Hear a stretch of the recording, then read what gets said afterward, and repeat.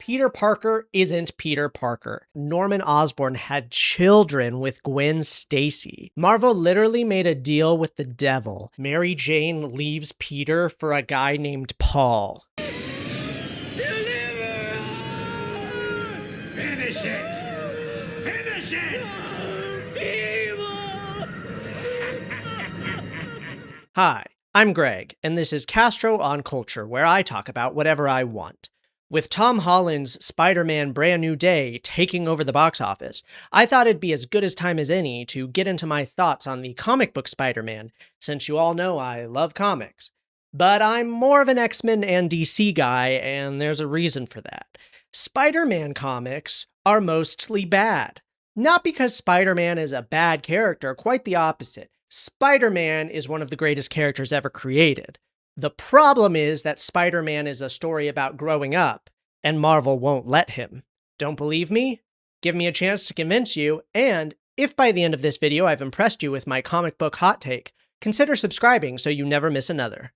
I will be spoiling plot details of all of these comics, so be aware, though I think you'll enjoy my retelling more than actually reading most of them. Spider-Man does whatever a spider can. To be clear, the comics actually start off good. Stan Lee's Spider-Man is the creative lightning bolt that started off the Marvel craze and changed pop culture forever. I would never suggest that these early comics are bad, though I don't enjoy them as much as Silver Age X-Men. The best thing about Silver Age X-Men is that it got canceled.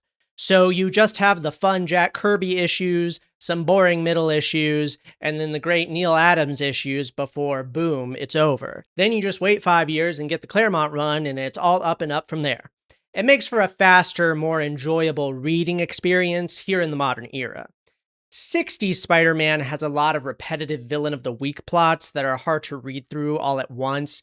It is impressive that Stan Lee and Steve Ditko introduced so many classic villains at this time, but I also just feel like some of them were just lucky to be there and have since become classic, even though their initial appearances were nothing special. I mean, the Rhino is not exactly a genius idea.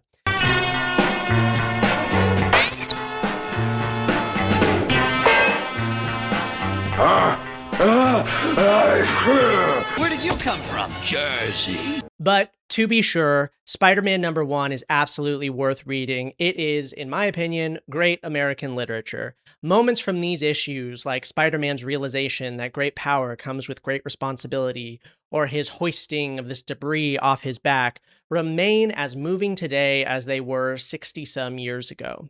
And after this, in the 1970s, the comic became even more classic, dare I say, very good. Gwen Stacy's death creates a nice contrast with the death of Uncle Ben, showing that Spider-Man can't save everyone even when he is doing the right thing, but he has to keep trying. It also ushers in a more mature age of storytelling and superhero comics from 1973 onward. This is considered the beginning of the Bronze Age. No, not that one. Go away, Matt. On the other hand, this story starts the trope in superhero comics of killing the male lead's girlfriend to motivate him into further action. It makes the women more of a disposable plot device than ever. This became so common that writer Gail Simone eventually came up with a term for it, fridging, which refers to Green Lantern's girlfriend being chopped up and put in a fridge. And this starts the idea that Peter can't be happy and must suffer. The writers and editors already didn't like the idea of him getting married and starting to have kids like he might have done with Gwen. They felt he needed to always be a bachelor, always be an underdog, always be kind of a child. And I actually understand where they're coming from. Spider-Man's appeal on an archetypal level is that he is basically a superhero as a puberty metaphor. Once he grows up, gets used to his powers, gets married and has a job, his story is kind of over. And that's not how comics work. They can never end, and so Gwen was killed and Peter was dragged kicking and screaming into the 80s. And what's more 80s than Secret Wars and the Symbiote suit?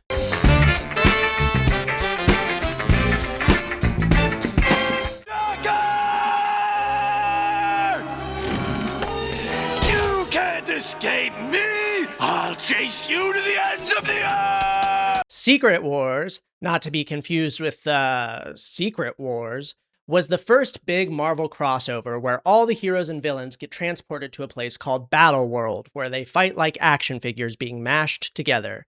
It's nonsense. But Secret Wars did give Peter the symbiote, which of course would come to be the second biggest part of his rogues gallery behind Green Goblin. And Symbiote Spider-Man is arguably the comic at its peak. He fights classic villains like Kingpin and Hobgoblin, and it all leads to one of the best Spider-Man stories of all time. The standout Spider-Man story for this era is easily Kraven's Last Hunt by J.M. DeMatteis, which represents a road the comic could have taken, but ultimately didn't. It's a story with actual stakes that moves the continuity forward and makes actual storytelling decisions. First off, right before this, Peter and MJ actually somehow were allowed to get married, but then Kraven shoots Spider-Man and buries him. He then masquerades around in his costume, killing criminals to prove he's better at the job. It's then revealed Peter was just drugged, not killed. He climbs out of the grave and confronts Kraven, who doesn't even want to fight him.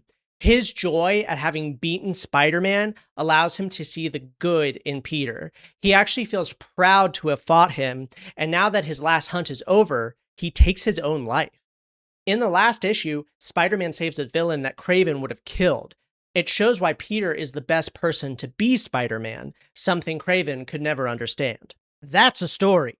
It pushes boundaries, takes a character off the playing board, and has a lasting impact on Peter. Marvel had figured out exactly how to let Spider-Man mature, and yet they chose not to. They would instead go on to make a big mistake. Made a mistake. The 1990s were a huge time for Marvel. A bunch of corporate shenanigans and the arrival of some new artistic talent led to the launch of new spin-offs like Spider-Man #1 and X-Men #1, which both sold millions of copies.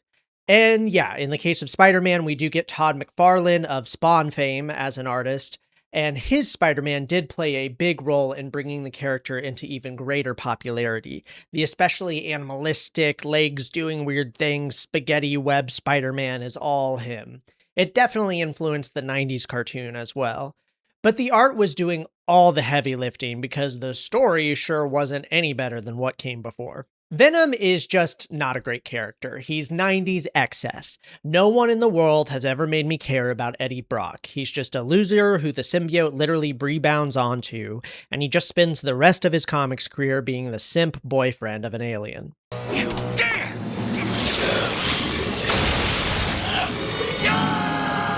Venom quickly had his own series, and within a few years, Carnage was introduced, and the comic just became infinite symbiote stories from there.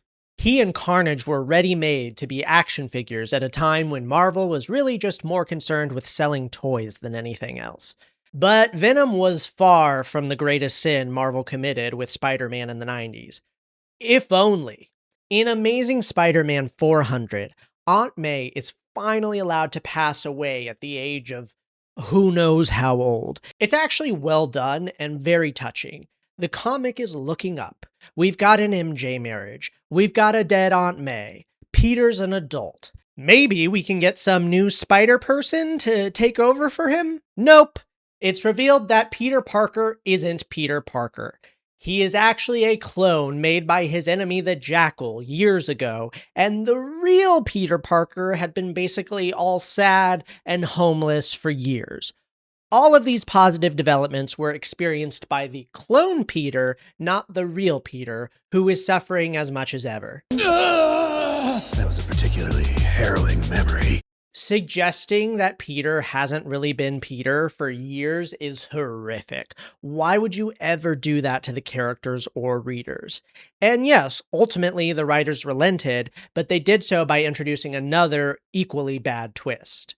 Norman Osborn is alive, and he has been manipulating these events all along. This is starting to sound like a bad comic book plot. It gets worse. He reveals that not only is Peter not a clone, but Aunt May didn't die. That touching moment, that was bull. That was an actress Norman Osborn brainwashed to think she was Aunt May. Norman has been keeping the real Aunt May prisoner. This just showed that readers couldn't trust Marvel to tell a good Spider-Man story anymore. Undoing Aunt May's touching death was the cherry on top of bad decisions. It was a double jumping of the shark. He was hardly the Amazing Spider-Man anymore. You're amazing. Just to take it in for a minute. Yeah, I can take it in. No, I can take it in. You are amazing. I can take it in. You are amazing. Thank you, yeah, Will thanks. you say it? No. What's actually amazing is how in real life, whether it's the editors or writers, they always find a way to make sure Peter Parker is returned to his status quo and still suffering. If Aunt May dies and he gets married, he's a clone. If Aunt May is back alive, he's the real thing, but he's back to being her little boy. You're Spider-Boy? Spider-Man. Not in that onesie, you're not. This whole storyline was a huge mistake. I made another mistake.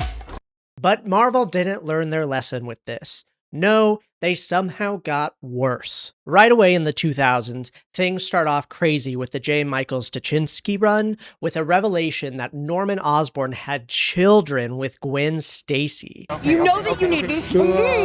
They're twins that are now trying to hunt down Spider-Man, blaming him for Gwen's death. It reveals MJ knew about the relationship and hid it from Peter. Also, Peter mentions he never had sex with Gwen, which is how he knows the kids aren't his. Obviously, this is all awful, but it's also kind of just rubbing salt in the wound that Gwen and Peter didn't even get to share that level of intimacy before her neck snapped. It's embarrassing. Now, hurry up. Weird. This is also essentially the Spider-Man as Iron Man's sidekick era that the Tom Holland movies pull from, and that element does lead to some decently fun appearances from him in New Avengers and Civil War. New Avengers is good, but not really much of a Spider-Man comic despite him being in it.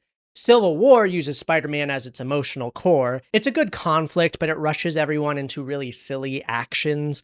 Iron Man and Mr. Fantastic become fascists overnight, and Spider-Man decides to join them, which means he does the craziest thing possible, revealing his secret identity to the world. There's really no believable way he would ever do this unless it was to actually save someone's life in the moment. Even if he's doing it because he looks up to Tony and is disillusioned by the conflict, he was an adult by this point who shouldn't be so easily swayed. And of course, we immediately see why this was a bad idea, because Aunt May is shortly thereafter assassinated by Kingpin. And this leads to the story that permanently ruined Spider-Man comics. One More Day has Mephisto the Devil offering to erase MJ and Peter's marriage in exchange for bringing Aunt May back to life.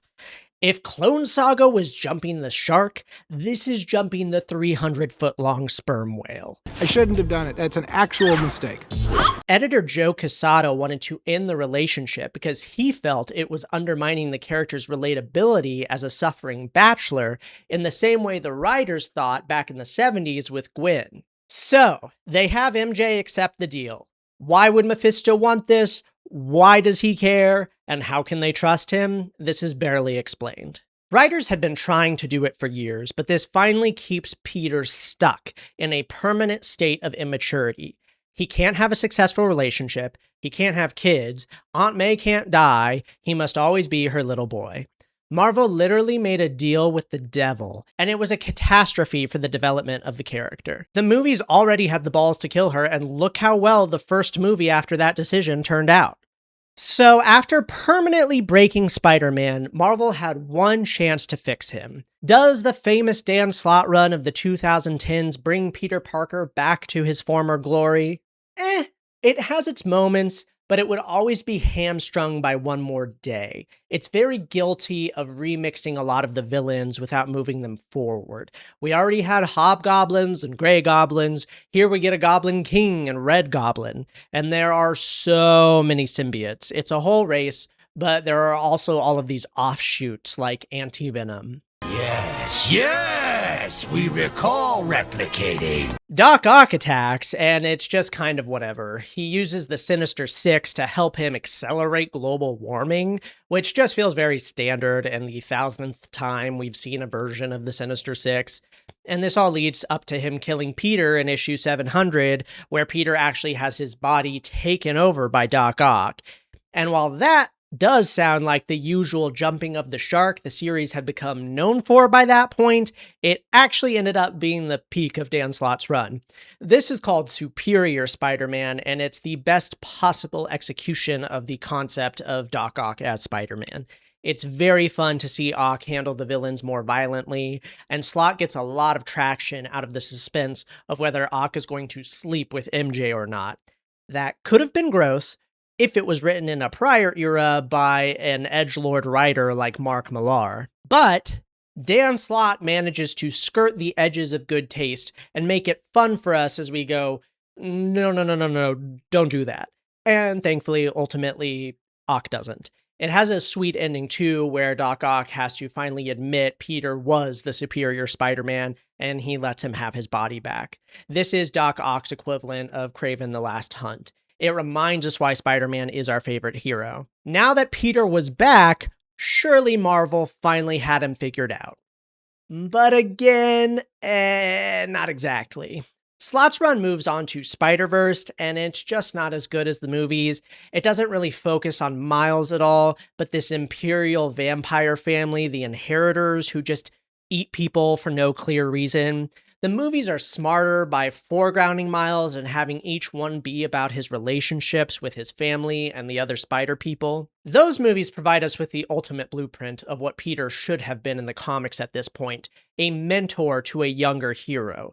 Let him be married, let him have a kid, and let him step out of the spotlight. Slott's run culminates in the Go Down Swinging storyline, which is a solid finale that manages to tie all of this messiness together. The final villain is Red Goblin, who is Norman Osborn possessed by Carnage. It's ridiculous, but is kind of a good ultimate villain for Spider-Man, basically his two biggest adversaries combined.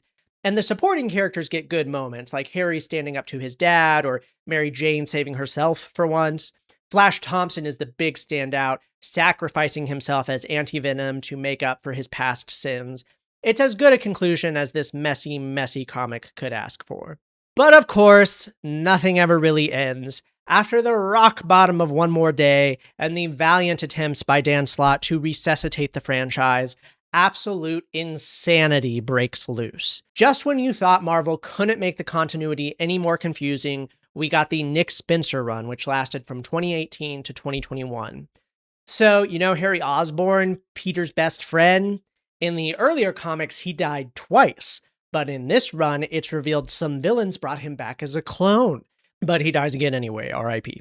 And, actually, no, Gwen never did have a relationship with Norman, so that's nice, I guess, although it means MJ was brainwashed into thinking this occurred by Mysterio, who was posing as her therapist. Marvel was now retconning their previously awful retcon with another awful retcon. It's awful retcons all the way down. And it's a prime example of how the normal people in Peter's life, his best friend, his girlfriend, have been put through literal hell for years and years. When things like this happen to the X-Men, first of all, they're usually better written, but also it feels more acceptable because they aren't normal people. They're all superheroes.